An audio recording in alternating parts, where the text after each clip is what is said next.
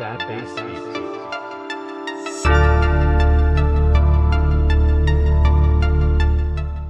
Alors du coup, chez Partout, on édite un logiciel à destination des magasins pour les aider à développer leur présence sur Internet et attirer plus de clients grâce au digital, de manière générale. Et donc, on a plusieurs briques qu'on édite pour faire cela. Une première qui s'appelle le Presence Management. Donc, le principe, c'est que nos clients nous envoient les informations de leur magasin, donc adresse, horaire, photo, numéro de téléphone, etc. Et nous, on les synchronise automatiquement sur tout un tas de moteurs de recherche, d'annuaires, de GPS, de sites d'avis ou d'applications mobiles. Donc, l'idée, c'est que en tant que consommateur, quand on recherche un magasin, quel que soit le support qu'on utilise, que ce soit Apple Maps, Waze ou Google, on trouve toujours la bonne information sur l'établissement en question. Deuxième produit, c'est le Review Management, où le principe, c'est qu'on récupère les avis que nos clients magasins vont recevoir sur Facebook, TripAdvisor ou Google, et on leur permet de les traiter et d'y répondre simplement. Et troisième produit, c'est le Review Booster, où on permet à nos clients de récupérer beaucoup plus d'avis positifs sur leurs fiches Google.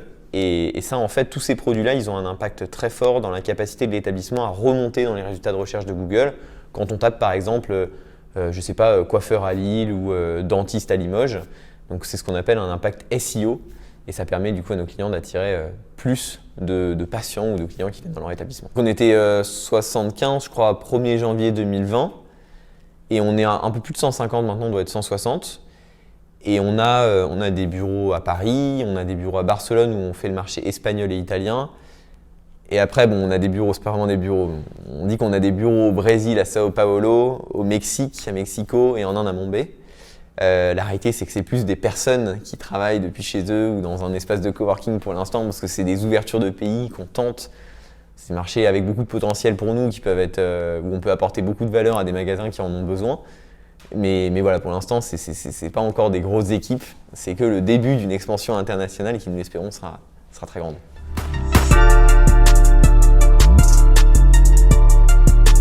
J'ai fait d'abord Dauphine, une formation en économie, une licence. Après, j'ai fait un master 1 en finance à Dauphine, dans lequel je me retrouvais pas trop. Et après, j'ai décidé de rejoindre l'ESSEC. Donc l'objectif pour moi, c'était vraiment de créer ma boîte. J'ai toujours voulu faire ça depuis très jeune. Et comme à l'ESSEC, il y avait un incubateur qui était assez réputé, je me suis dit que ça ne pourrait que m'aider. Et assez tôt, quand je suis arrivé à l'ESSEC, j'ai eu justement l'idée de Partout parce que je crois que c'était dans le cadre d'un cours de marketing justement où on m'avait demandé d'aller voir des commerçants indépendants. Et j'en avais rencontré un.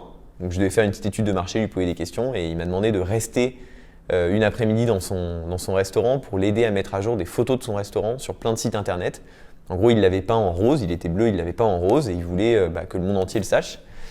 Et donc j'ai passé l'après-midi dans son resto et j'ai déjà dû identifier quels étaient les sites importants pour son activité, quels étaient les sites que les gens utilisaient pour trouver un restaurant et pour s'y rendre. Et à l'époque, il y en avait un paquet, il y avait Nomao, il y avait Dimao, le 118 000, 118 712, 118 218, les pages jaunes, enfin il y en avait plein.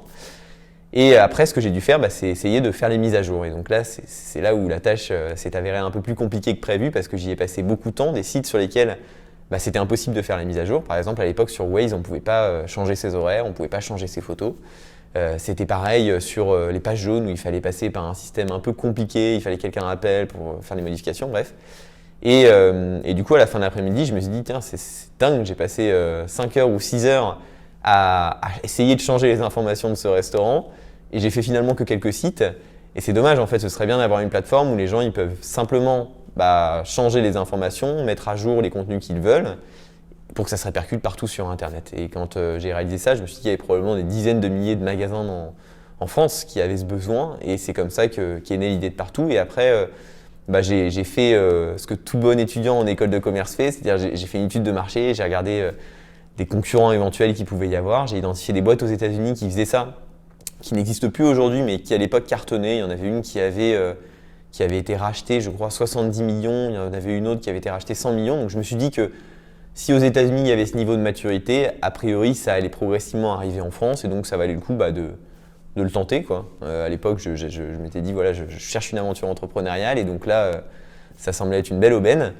Et donc j'ai commencé à travailler sur ce projet dans le cadre de cours d'entrepreneuriat justement avec Jeanne Lepout notamment où j'ai préparé un business plan, une étude de marché, un long dossier. Après j'avais un cours avec Fabrice Cavaretta aussi où j'ai dû préparer plusieurs éléments. Je crois que c'est à ce moment-là que j'ai été vraiment confronté aux commerçants à essayer de vendre mon produit qui à l'époque en fait était simplement un service, c'est-à-dire je disais au magasin donnez-moi les informations de votre établissement et moi à la main je vais les modifier sur les différents sites. Vous pouvez me contacter par texto, par appel, par mail et moi je ferai ces mises à jour. Et voilà, et au final j'ai commencé à avoir des premiers clients. Initialement c'était que des commerçants indépendants parce que c'était vraiment cette typologie de clients que je ciblais et c'était aussi celle que j'aimais beaucoup parce que je voyais qu'ils étaient vraiment dans une réelle détresse par rapport à comment gérer leur présence sur internet. Et je voyais que je les aidais beaucoup, donc c'était très valorisant pour moi. Mais le truc, c'est que c'était vraiment galère. J'ai une période de ma vie à l'ESSEC où je me levais très tôt le matin pour aller à Paris, aller voir des serruriers, aller voir des coiffeurs qui m'avaient fixé un rendez-vous et au final, ils n'étaient pas là, ils avaient oublié ou ils me demandaient de revenir plus tard. Le truc, c'est que j'avais un cours à l'ESSEC, donc je devais revenir à Cergy. Ensuite, je mangeais, je retournais à Paris entre deux cours. Puis après, le soir, il fallait faire un peu la fête aux Foyles. Donc du coup, j'étais dans une période où je travaillais beaucoup, à la fois niveau études parce qu'il y avait les cours, à la fois niveau entreprise parce que j'essayais de trouver mes premiers clients. Et je dormais pas beaucoup parce que je faisais aussi un petit peu la fête, évidemment. Et du coup, ça, c'était difficile. Et en fait, au bout d'un moment, je voyais mal comment j'allais pouvoir scaler l'entreprise et faire en sorte d'avoir vraiment des dizaines de milliers de commerçants indépendants parce que je devais à chaque fois les rencontrer physiquement. Donc voilà, j'avais pas envie d'avoir une armée de commerciaux avec leur voiture de fonction qui allait faire du porte-à-porte pour aller vendre la solution. Et donc c'est là où j'ai commencé à tester les enseignes. Et donc j'ai contacté des anciens de l'ESSEC qui étaient dans des groupes comme Auchan, AXA, etc. Et il y en a pas mal qui ont été quand même très utiles, qui ont bien répondu à mes appels. Et là, j'ai réussi à vendre la solution à des groupes comme Carrefour, comme Auchan, comme les stations essence BP, les centres d'affaires Regus, il y avait Rip Curl aussi, enfin il y en a eu plein, très rapidement. Et en un an, je crois que, enfin même pas en un an, parce que j'avais commencé à faire la vente aux enseignes, je crois qu'on était en juin 2014, quelque chose comme ça. Et en décembre 2014, on faisait déjà 100 000 € de chiffre d'affaires, donc de revenus récurrents, c'est des gens qui payaient un abonnement annuel. Et voilà, après on a commencé à se développer sur le marché des enseignes. Et en 2017, les commerçants me manquaient beaucoup, parce qu'en fait, aider Carrefour à gagner plus d'argent, c'était pas le truc qui me motivait vraiment le matin quand je me levais. Et là, on a fait un espèce de basculement où on a continué à développer l'activité enseigne, mais on a axé à nouveau notre développement sur le marché des commerçants indépendants. On a commencé d'abord par le faire de manière indirecte, c'est-à-dire qu'on a trouvé des revendeurs qui distribuaient notre solution en marque blanche. Donc par exemple, on a une entreprise, c'est les Pages Jaunes au Luxembourg. Ils ont intégré notre offre dans leurs produits et ils le vendent. Et donc dès qu'ils vendent une licence, ils nous le disent et nous on exécute la prestation d'un point de vue technologique. Et ensuite là, depuis quelques mois, on a recommencé la vente en direct aux commerçants indépendants où on les appelle un à un, on leur vend la solution et ça se passe plutôt très bien. Et donc voilà un peu pour l'histoire de comment on a évolué et comment on est revenu un peu finalement au point de départ, c'est-à-dire les commerçants indépendants qui était ce qui nous avait motivés dès le début.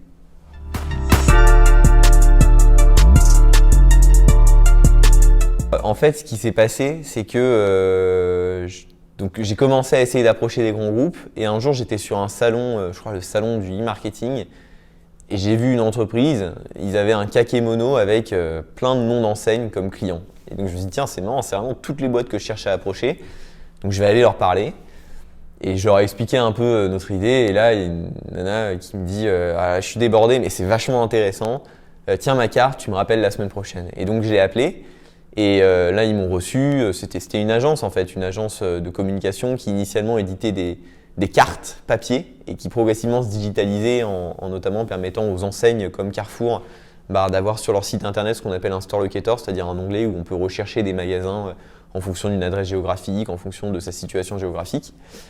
Et ils m'ont dit on a vraiment besoin de ça parce qu'en fait nous, on n'aide pas les magasins à être visibles sur les plateformes externes, donc les Google, les Facebook, les Instagram, Apple, Waze, etc. Et on ne sait pas comment le faire et c'est galère, en fait on s'est un peu renseigné, c'est pénible et tout. Donc du coup on a commencé à travailler ensemble et c'est eux qui m'ont permis d'avoir Carrefour, donc ils ont redistribué la solution partout. Par contre j'ai eu des premières enseignes en direct, notamment j'avais eu Auchan, j'avais eu Regus, j'avais eu Rip Curl. Et là les premiers rendez-vous étaient assez stressants parce que j'avais l'impression de parler à des gens super importants et j'étais quand même pas très très sûr de moi à ce moment-là. Enfin, je savais pas vraiment si ma solution elle apportait de la valeur pour eux et pour autant il fallait montrer que c'était vraiment génial et un truc révolutionnaire. Et donc c'était dur. Je me suis fait vraiment pas mal avoir en égo, notamment je me rappelle Auchan lui annoncer Voilà, alors la solution, c'est 100 € par point de vente par an, par magasin. Vous avez 200 magasins, donc c'est 20 000 €. Et à la fin, il l'a acheté 1 500 €. Donc vraiment, je me suis fait pas mal avoir dans l'histoire. Mais l'objectif pour moi, c'était pas forcément d'avoir de l'argent. C'était essentiellement d'avoir des gens qui montraient le signal qu'ils étaient prêts à payer pour la solution et que moi, ça m'aide à apprendre. Et c'était vraiment utile parce que tout à l'heure, j'expliquais que quand c'était les commerçants indépendants, je faisais les mises à jour à la main. Mais quand c'était des enseignes, je ne pouvais plus faire les mises à jour à la main. Donc ce que j'ai fait, c'est que j'ai appelé toutes les plateformes, voilà, Google, Page Jaune, etc. Et je leur ai demandé comment on peut automatiser les flux entre nous. Est-ce que je ne peux pas vous envoyer un fichier Excel avec toutes les informations, vous les intégrer, etc. Et là, c'était un peu le serpent qui se mord la queue parce qu'ils m'ont dit, en fait, il faut que vous ayez une grosse base de données pour faire ça. Et j'avais pas de base de données parce que j'avais pas beaucoup de clients, j'avais que une centaine de magasins, un point c'est tout, et c'était pas suffisamment, il fallait des milliers de points de vente. Et du coup, je pouvais pas aller voir Carrefour ou Auchan en leur disant j'ai besoin de vous pour diffuser sur machin. Donc là, j'ai dû dire non, vous m'envoyez les informations et elles seront diffusées, ça marche, pas de problème, ne vous inquiétez pas. Donc c'est un peu, je crois que c'est The Family qui a un peu démocratisé le terme fake it until you make it, mais à un certain moment, moi, je me suis retrouvé dans l'obligation de faire ça. Et du coup, c'est ce qui s'est passé. Donc, on a eu nos premiers clients. Il y avait Louvre-Hôtel aussi, qui était un client, qui était un ancien essai qui m'avait introduit. Et voilà, et j'ai eu ma base de données suffisamment grande et j'ai pu faire les mises à jour sur les différentes plateformes. Au début, leur envoyer des fichiers Excel, donc ce qui était beaucoup plus simple que les mises à jour manuelles. J'en profitais pour faire les mises à jour de mes commerçants aussi indépendants, ça me faisait gagner un peu de temps. Et après, j'ai trouvé un directeur technique qui faisait le master central et sec. Et qui nous a rejoint et qui s'est occupé justement d'automatiser ces flux et de nous créer une vraie plateforme que les gens puissent utiliser pour faire les mises à jour directement sur l'interface partout.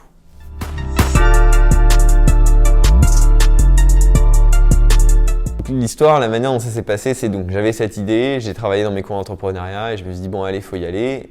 Et en fait, j'étais un peu persuadé que je pouvais commencer par faire les mises à jour manuelles, mais que rapidement j'allais avoir besoin de quelque chose, d'une vraie plateforme en fait. Et donc, je suis parti en recherche d'un CTO.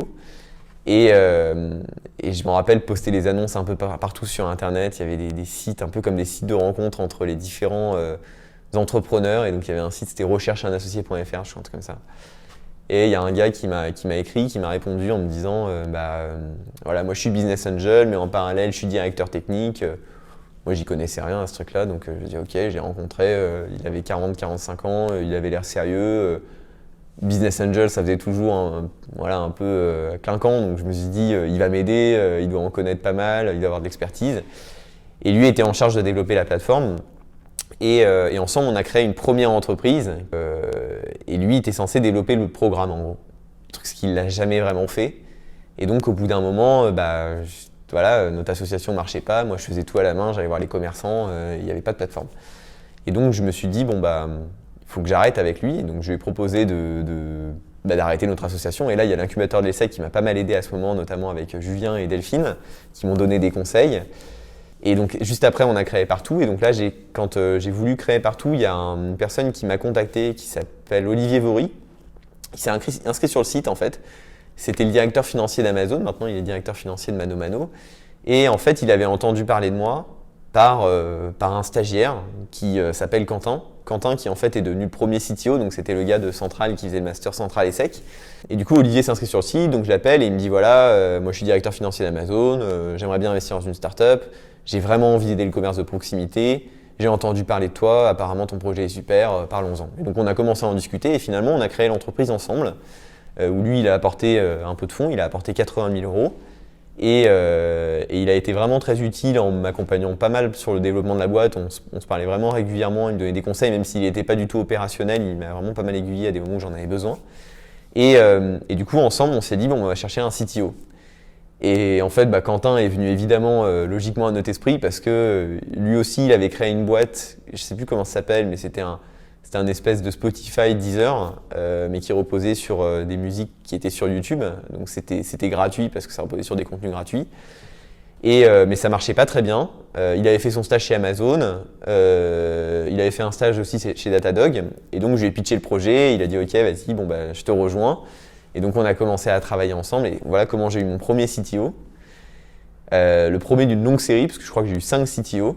Et du coup, on a commencé à travailler avec Quentin. Finalement, Quentin s'est fait débaucher par Datadog après Datadog, c'est une boîte, c'est un énorme succès. Ils sont entrés en bourse aux États-Unis. C'était un des premiers 20 employés, donc il a pris une très bonne décision à ce moment-là parce que il a appris plein de choses et tout ça.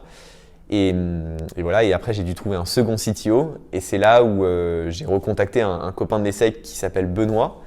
Benoît, lui, il avait fait pharmacie avant. Ensuite, il avait rejoint l'ESSEC. Et ensuite, il était parti à Berkeley pour faire le programme dont je parlais tout à l'heure. L'objectif était de créer une boîte autour de la pharma. Et finalement, ça n'avait pas bien marché. Et quand il est revenu, je l'ai appelé. Il s'était formé en code là-bas parce qu'il s'était associé à des polytechniciens. Et lui, il avait kiffé développer.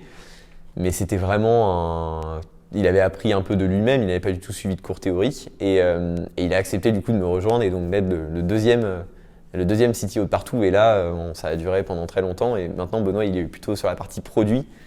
Et on a un autre CTO. Mais voilà, un peu pour l'histoire des associations parfois compliquées.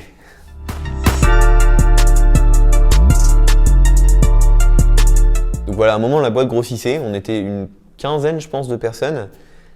Et moi, c'était le moment justement où on était en train de vendre notre solution à des enseignes. On s'était éloigné des commerçants indépendants. Et moi, je m'y retrouvais pas trop là-dedans. J'avais vraiment envie de retourner vers les commerçants, mais je voyais mal comment le faire. Et donc, je me suis dit, je vais trouver un directeur des opérations. Et donc là, c'est un copain qui m'a mis en relation avec Thibaut Renouf, qui maintenant est co-CEO de la boîte. Et je m'étais dit, d'abord, il va être directeur des opérations, je vais lui expliquer comment marche le business, et progressivement, il va prendre plus de place, et il va devenir CEO. Et moi, en fait, je vais vaquer vers autre chose, une autre occupation, faire un projet qui a plus de sens pour moi. Donc j'avais vraiment pour ambition de quitter partout à un moment. Et en fait, ce qui s'est passé, c'est qu'à partir de 2018, lui il est arrivé en 2017, je crois, en février 2017, et à partir de 2018, j'ai commencé à me dire, je vais quand même réessayer de rediriger partout vers le magasin, vers les commerçants indépendants. Et même au niveau d'une enseigne, je me suis dit, il y a peut-être quelque chose à faire, c'est de vendre notre solution à une direction marketing, mais qu'il donne accès à des directeurs de magasins et que ce soit eux nos utilisateurs. Parce que aider ces gens-là, qui in fine sont des commerçants, c'est des gens, voilà, quand ils font un bon mois, ils ont un peu plus d'argent, ils peuvent emmener leur femme en vacances. C'était pas comme aider une direction marketing pour moi. Et donc ça résonnait pas mal avec ce que je voulais faire. Et en fait, c'est pas vraiment un pivot parce qu'on a conservé nos activités grand compte, mais c'est juste un ajustement de la vision et peut-être avoir une approche qui soit beaucoup plus en adéquation avec mes convictions profondes. Et ça a pris, ça a bien marché. Et ça nous a également permis de nous différencier beaucoup de nos concurrents, parce qu'on était sur un marché vachement concurrentiel, avec des gros concurrents qui avaient beaucoup d'argent. On avait Yext qui était rentré en bourse, ils avaient levé, je crois, en tout, depuis le début, peut-être 300 millions de dollars. Il y avait un Allemand, Uberall, qui avait levé, je crois, 50, 60 millions de dollars. Donc on était vraiment les Gaulois dans notre coin. Et en fait, ce réajustement de vision nous a permis d'avoir une approche très différente du marché et maintenant de gagner beaucoup par rapport à la concurrence. Alors on est plus petit qu'eux pour l'instant, mais on pense qu'on va devenir plus gros qu'eux. Mais en tout cas, on voit que justement cette approche d'apporter une solution au magasin, c'est ce qui nous fait beaucoup gagner face aux autres. Et c'est aussi, ça nous donne une direction en termes de produits, en termes d'innovation, en termes d'état d'esprit qui est très différente. Et donc, Thibaut Renouf, qui était directeur des opérations, pour en revenir à ça, à un moment, on s'est dit ça fait sens qu'il soit co-CEO de la boîte avec moi parce que il aide énormément dans la structuration. Donc la manière dont on a organisé l'entreprise, c'est moi, je travaille beaucoup sur les nouvelles idées, les nouveaux projets. Là, par exemple, on est en train d'envisager de racheter des entreprises pour apporter un peu plus d'expertise à notre offre. Et donc ça, c'est moi qui travaille plutôt sur cette partie-là. Et après, Thibaut, lui, il va structurer ce que j'ai fait. Parce que des fois, c'est pas très bien organisé, ou en tout cas, ça mérite de mettre un peu plus de process pour que ça tourne bien et que ça puisse être exploité par l'ensemble des collaborateurs de la boîte. Et donc lui, il apporte cette brique-là, dans laquelle je suis pas forcément le meilleur.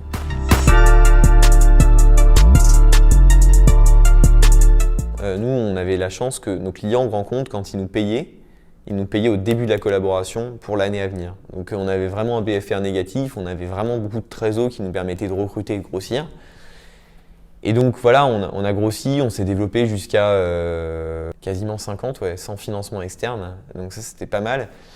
Et en fait aussi, une des raisons pour lesquelles on n'a pas levé, c'est parce qu'on était dans cette phase où moi, j'étais pas tout à fait sûr de ce que j'allais faire chez Partout, de ce que je voulais faire de la boîte, de la valeur qu'on apportait, est-ce que c'était vraiment en adéquation avec mes convictions et mes valeurs. Et donc voilà, on a un peu ralenti, on a décidé vraiment d'essayer de recentrer l'activité et de faire quelque chose dans lequel on croyait vraiment et de se différencier des concurrents. Et ensuite, un moment, c'était fin 2018, début 2019, on s'est posé la question, bon bah qu'est-ce qu'on fait? Maintenant, on commence à être à peu près au clair sur la direction qu'on veut prendre. Est-ce qu'on lève de l'argent ou est-ce qu'on va avoir un partenaire industriel qui va racheter une partie du capital et nous aider à nous développer en nous apportant des financements et peut-être aussi un peu d'expertise, un peu de savoir, nous aider à l'international et tout ça. Et donc on a rencontré des fonds. Et moi, après, je pense que ça dépend vraiment de chacun et des expériences de chacun, mais moi, c'était pas une très très bonne expérience parce que il y avait beaucoup de fonds qui ne comprenaient pas très bien ce qu'on faisait, où on allait, peut-être aussi parce qu'on ne communiquait pas très bien. Beaucoup de fonds, on voyait qu'ils étaient là pour 2 ans et après ils voulaient récupérer leur mise. En fait, ils voyaient un peu en partout une boîte qui n'avait pas tellement besoin d'argent, un investissement sécuritaire qui, dans 2 ans, serait racheté. Et donc voilà, finalement, à part avoir 3-4 millions, on faisait à peu près 2,5 millions à ce moment-là, et on était en train de rechercher 2-3 millions, donc c'était pas énorme. Et finalement, à part nous apporter de l'argent et nous casser les pieds, on voyait pas très bien ce qu'ils allaient nous apporter à la fin de l'histoire. Et donc on a parlé aussi à des acteurs, comme je disais, plus industriels. Donc il y a des boîtes qui avaient l'ambition de vraiment racheter partout à terme. On a étudié cette possibilité parce qu'on s'est dit peut-être que ça peut nous permettre d'être plus grand et d'apporter plus de valeur si jamais on est associé à une entreprise qui a un impact plus grand et qui peut nous permettre d'accélérer. Et finalement, on s'est associé à Webedia. Donc Webedia, ils ont racheté la majorité de partout. Ils ont racheté 51% du capital. Ils nous ont prêté de l'argent pour pouvoir nous développer. Donc on ne l'a pas trop utilisé en fait depuis le début. Mais là, par contre, on est dans une nouvelle phase de notre histoire où on se rend compte que ce qu'on fait, finalement, ça peut aller beaucoup plus loin que ce qu'on imaginait, ça peut aider beaucoup plus de magasins qu'on pensait. On s'est rendu compte qu'on avait une vision vraiment unique du marché, que notre produit, c'était devenu j'aime pas trop ce terme, mais j'arrive pas trop à l'exprimer en français, mais un must-have, c'est-à-dire que les magasins doivent être sur Internet. Et si tu es un magasin et que tu veux être sur Internet, il n'y a pas de manière de le faire bien si tu le fais manuellement. Tu as besoin d'un outil pour le faire, un outil comme partout. Et on s'est rendu compte que ce besoin-là, il était mondial en fait. À chaque fois qu'on a testé un pays, parce que bon, voilà, on a testé pas mal de pays, les gens avaient besoin d'une solution comme la nôtre et il n'y avait pas d'alternative réelle. Et aussi, l'autre élément qu'on a observé, c'est qu'il y avait moins de 1% des magasins dans le monde qui avaient une solution comme partout. Donc on s'est dit en fait, on peut aider plein de magasins, beaucoup de magasins indépendants notamment, parce que c'était quelque chose qui me était particulièrement à cœur, et vraiment faire ça à l'échelle mondiale. Et on est vraiment différent des concurrents, on peut faire bien mieux qu'eux, les gens nous préfèrent à eux sur plein d'aspects, donc il faut qu'on accélère. Et donc là, on est retourné voir Webedia, notre actionnaire, et on leur a expliqué un peu notre projet d'accélération. Et donc là, on est en train de discuter justement d'un plan où ils vont nous prêter des financements supplémentaires pour pouvoir accélérer et nous étendre à l'international. Et au-delà de ça, Webedia, plus que rachat de capital et apport de fonds, si jamais on avait besoin d'accélérer, ce qu'ils nous apportait, c'était pas mal d'aide à l'expansion internationale. Ils sont présents dans une quinzaine de pays. Donc en fait, par exemple, là, quand on a voulu ouvrir le Brésil, plutôt que de se dire ok, on crée une entité juridique au Brésil, ce qui est vraiment vraiment très compliqué là-bas, c'est un bazar pas possible. On a pu dire à Webedia, est-ce qu'on peut mettre la personne qu'on a recrutée dans vos bureaux, on utilise votre structure juridique pour facturer nos clients et pour payer notre collaborateur sur place. Et si jamais le marché prend un peu, et là on créera une entité à nous. Donc ça nous a permis d'ouvrir le Brésil en 2 mois, ce qui aurait été impossible autrement. Et c'est également ce qu'on est en train de faire au Mexique, c'est également quelque chose qu'on va faire au Moyen-Orient, probablement à Singapour avec eux. Donc niveau expansion internationale, ils nous ont aidés. Et au-delà de ça, Webedia, ils avaient pas mal de clients en commun avec nous. Donc ils nous ont permis de nous apporter des nouveaux clients parce que eux, souvent, ils avaient des interlocuteurs un peu plus haut placés. Et donc ça nous a permis d'atteindre des entreprises qu'on avait du mal à approcher. Donc voilà, donc l'histoire finalement de notre financement, c'était un autofinancement jusqu'en 2019, un rachat majoritaire du capital par Webedia qui nous a prêté de l'argent pour nous développer qu'on n'a pas utilisé. Et c'est là, en fait, c'est à partir de maintenant qu'on est en train de se mettre dans une optique où on accélère plus que prévu. Et du coup, là, on va pas être rentable pendant probablement 2-3 ans, mais en vue de prendre une position un peu plus importante sur le marché.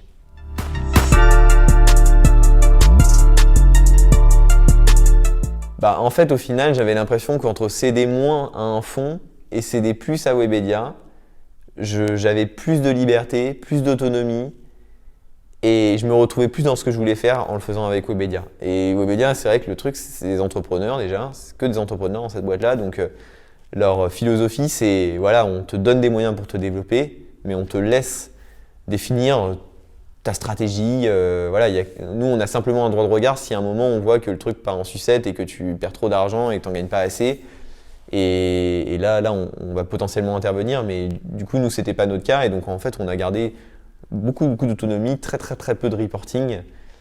Et ça, c'était vraiment quelque chose qui nous tenait vraiment à cœur. Et en plus, les fonds, il y avait quand même, dans beaucoup de propositions qu'on a eues, il y avait une clause que j'ai trouvée vraiment malsaine. On en avait parlé à l'ESSEC justement en cours. C'est les preferred. C'est un système où finalement, quand on vend sa boîte ou quand il y a une entrée en bourse, enfin un événement de sortie finalement, et ben, le fonds, il considère que si l'événement de sortie, il est inférieur à une certaine valorisation, et ben, il va tout récupérer ou récupérer la majorité. Et je me rappelle d'un cours à l'ESSEC où il y avait un entrepreneur, c'était un VC, je crois, qui avait expliqué qu'il avait un de ses amis qui avait créé une société, il l'avait vendue à 20 millions d'euros, et à la fin, en fait, il avait récupéré juste quelques centaines de milliers d'euros parce que le fonds avait mis cette clause de preferred, ce qui avait fait que si la valo était de moins de 20 millions d'euros, plus ou moins, il récupérait tout, quoi. Et moi, ça, j'avais trouvé ça un peu rude. Et en fait, j'avais pas tellement envie de m'associer avec des gens qui étaient dans cet état d'esprit. Même je comprends la mentalité des fonds, parce que voilà, on leur prête de l'argent, ils doivent amener une rentabilité derrière, donc ils doivent se protéger. Mais je me sentais plus en adéquation avec ce que je voulais faire, et avec Webedia qu'avec un fonds. Enfin, avec les fonds avec lesquels on a parlé, en tout cas.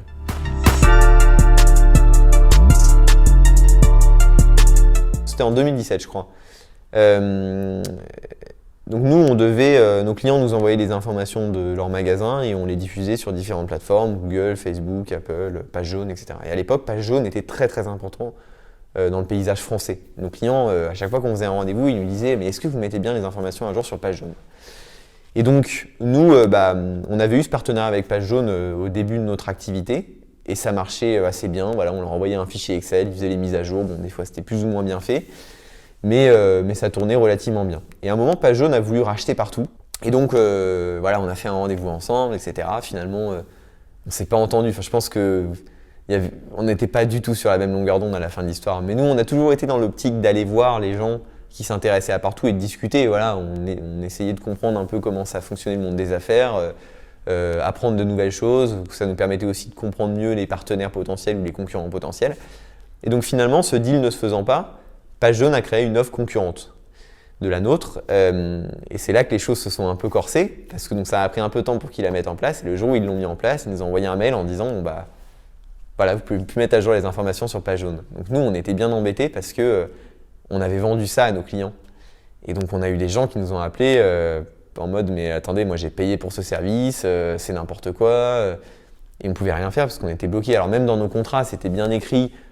On n'a pas un engagement de résultat à mettre les informations sur Page Jaune, mais on a un engagement de moyens, c'est-à-dire qu'on doit tout faire pour que ce soit fait, mais on ne peut pas garantir le résultat final. Mais malgré tout, nos clients nous faisaient confiance là-dessus, et donc nous, on était vraiment, on n'était pas bien, c'était super dur cette période-là, parce qu'on essayait de leur expliquer en toute transparence ce qui se passait, et de compenser par un service client, mais démesuré pour vraiment les rendre heureux sur tout un tas d'autres points, afin de compenser cette faiblesse-là. On a quand même perdu quelques clients. Et surtout, quand Page Jaune nous a annoncé ça, on s'est dit mais c'est dégueulasse en fait. En gros, ils sont en train d'empêcher des magasins de mettre à jour les informations sur Page Jaune, alors que Page Jaune est un média super important.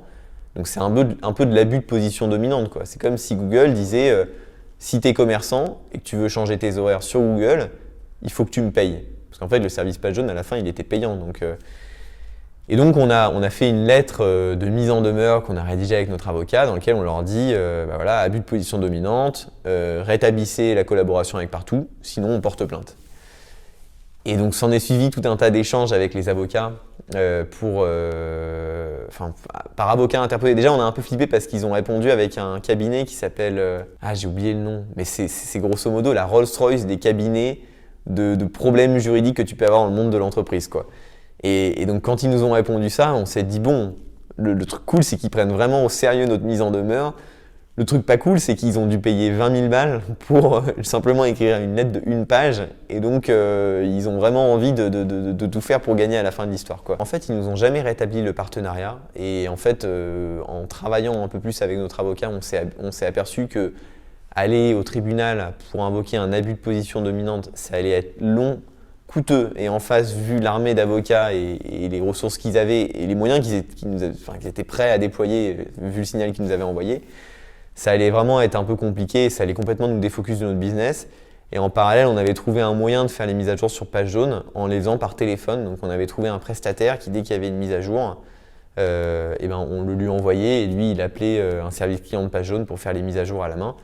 Et finalement, ça passait et ça nous a permis de tenir pendant cette période-là. Et en fait, cette période-là, c'était aussi la période où le média page jaune s'est complètement écroulé.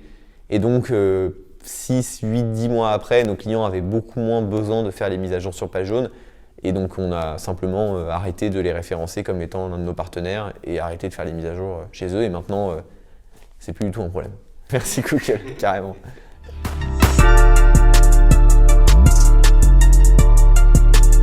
C'est une bonne question. En fait, moi, j'ai fait deux choses. Le moment où on a fait l'opération avec Webedia, ça m'a permis d'avoir un peu d'argent de mon côté. Et ce que j'ai décidé de faire, c'est créer des entreprises qui ont un impact essentiellement autour de l'environnement. J'ai notamment créé une boîte qui s'appelle Idle Garden, une autre qui s'appelle Balt.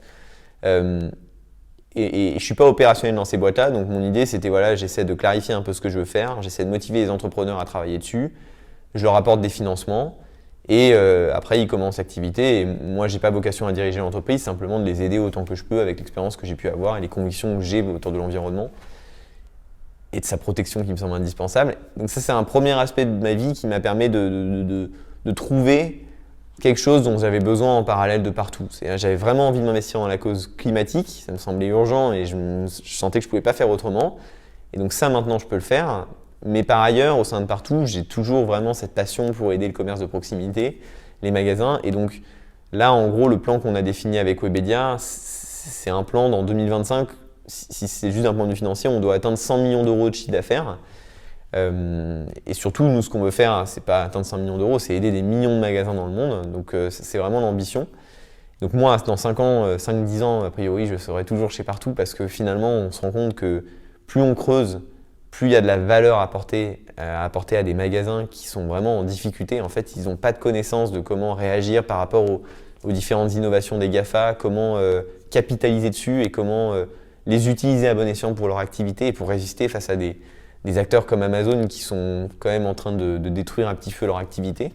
Donc nous, c'est ce qu'on fait, on leur apporte du savoir, on récupère toutes les innovations des GAFA et on leur dit voilà en fait celles qui font sens, celles que vous devez utiliser, et on essaie de les intégrer dans notre produit pour que le plus simplement possible, ils puissent avoir un outil unique afin de développer leur chiffre d'affaires avec Internet. C'est vraiment ce qu'on essaie de faire. Et donc on pense que 5 ans, c'est même un horizon de temps assez court par rapport à ce qu'on veut faire. Il y a des centaines de millions de magasins dans le monde et il y en a moins de 1% qui a une solution comme Partout. La solution comme Partout aujourd'hui, c'est un tout petit truc par rapport à ce qu'on veut faire plus tard. L'idée, c'est vraiment qu'on ait un outil central que les magasins utiliseront. Donc voilà, quand ils ouvriront leur boutique, ils iront dans une banque pour acheter, pour ouvrir leur compte bancaire, récupérer leur carte bleue, et on pense qu'après ils iront souscrire un abonnement chez Partout pour gérer la manière d'attirer de nouveaux clients avec de la pub, avec de la visibilité, pour gérer le traitement de leads à travers des messages, des commandes, des réservations. Enfin, voilà, il va y avoir tout un panel de fonctionnalités qu'on veut apporter, mais l'idée c'est d'être l'outil central utilisé par les magasins pour développer leur business avec Internet. En 2025, on devrait être entre 600 et 1000 personnes normalement, selon les projections. Après, évidemment, ça va certainement évoluer, mais c'est un peu le plan qu'on a fixé et qu'on a défini avec notre actionnaire.